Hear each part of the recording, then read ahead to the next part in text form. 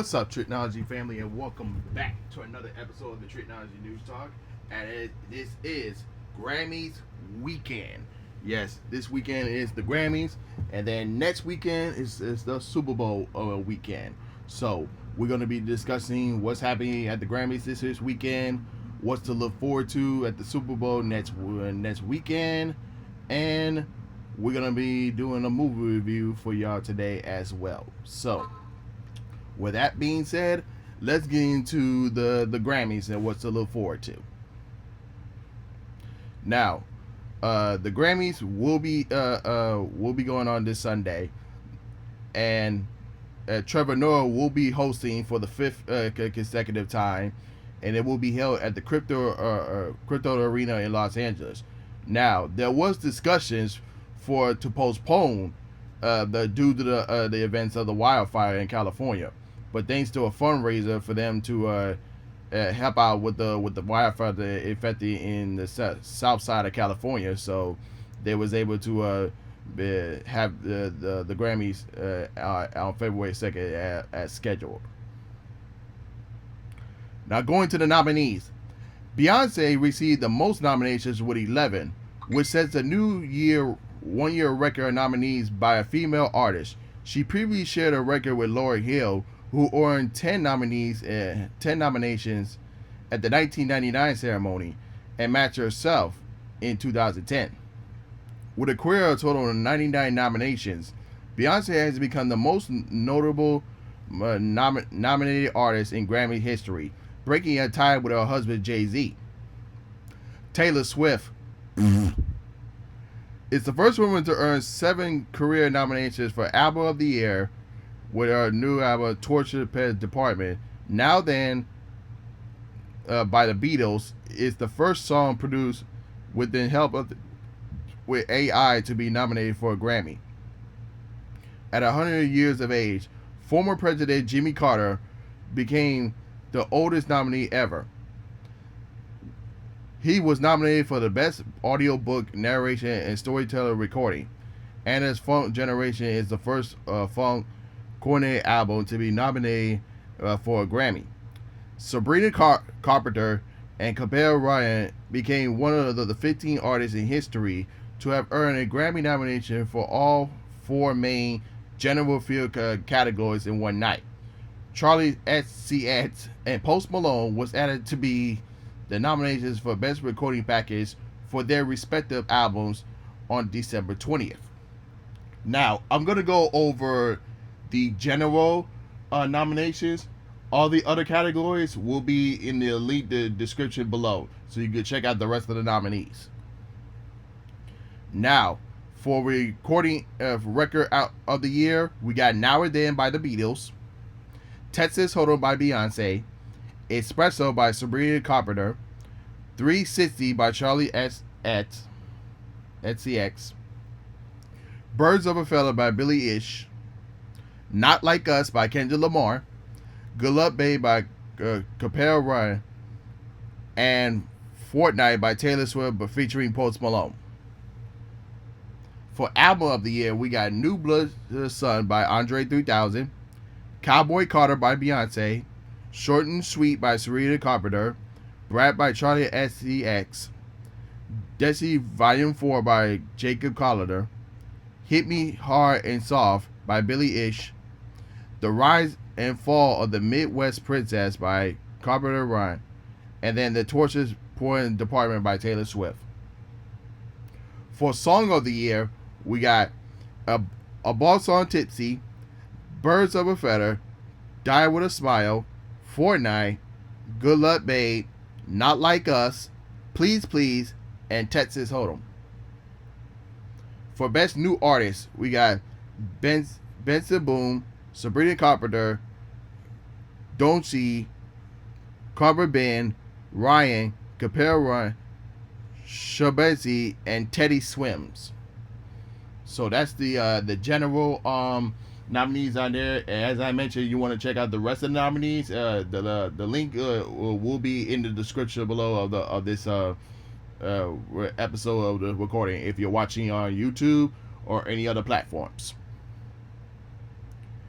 Now, With that being said, now let's get on to the Super Bowl and what's to look forward to for next weekend. This year's Super Bowl will be a rematch from the Super Bowl 2 years ago. It will be the Kansas City Chiefs and the Philadelphia Eagles. It will be the eighth Super Bowl that will be played in the Superdome, now known as the Caesars Dome in New Orleans. The game will be televised by Fox and will be streaming for the first time on Tubi, which is owned by Fox. The Super Bowl organizers said they will receive a high-profile security procedures in the wake of the truck accident on Bourbon Street on New Year's Day that saw 15 killed and a dozen injured, which they was going to delay the Super Bowl at the Super Bowl that day, but Toyota official Walter Lee III said on New Year's Day it was a prior to be intimidating response to the attack. There was going to be more deep conversations in the coming days and weeks to discuss the possible enhancement for the Super Bowl. Meanwhile, the NFL released a statement saying that the game will be a safe and enjoyable experience. Now, it was announced that John Baptiste will perform the national anthem. Trombone Shorty and Lauren Durhell will perform America the Beautiful, and Lindsay will perform Lift Every Voice and Sing. Stephanie Nuher will provide the silent language for the national anthem and America the Beautiful, while Odyssey Jones IV will sign for Lift Every Voice and Sing. Kendrick Lamar will be headlining the halftime show, and SZA will be the special guest on the show as well. And then that being said, I know you guys are looking forward to the commercials, so I'm going to give you the inside scoop on which movie trailers is going to be headlining the Super Bowl this year. Now, a thing you need to know is that the Super Bowl ads has been bucketed up to be $8 million a piece for Fox. So if you want us a commercial ad of the Super Bowl, it'll cost you $8 million. Now going to the studios, Warner Brothers will not be participating in the Super Bowl, but the Superman will have maybe a commercial ad, a new teaser trailer, or some kind of new footage, not at the Super Bowl, but at the Puppy Bowl. That's right. So ever since we got the first look of crypto, so they might have a little something going into the Puppy Bowl. So we'll see where it goes from there. But going back to the Super Bowl, so not only Warner Brothers will not be participating, Netflix, Amazon, and Lionsgate will also not be participating. Sony is still undecided yet, but here are 3 movies that Sony could promote during the Super Bowl if they decide to participate. Karate Kid Legends, 28 Years Later, and the reboot of I Know What You Did Last Summer. Now, I Know What You Did Last Summer could be a wild guess because they're still filming, but I think Karate Kid Legends and 28 Years Later will be a highly recommended that could show up if Sony decides to put a trailer in the Super Bowl. Now, these are the studios that are highly most likely will appear in the Super Bowl. Starting with Paramount Pictures, we got we might get a trailer for the Smurf movie starring Rihanna, and then another movie called Novocaine by Jack Quinn about a guy who can't feel pain and he goes after his new girlfriend, and also Mission Impossible: The Final Reckoning. Maybe we might get some a new footage there showing Tom Cruise doing some crazy stunts. So That's what I'm kind of predicting there.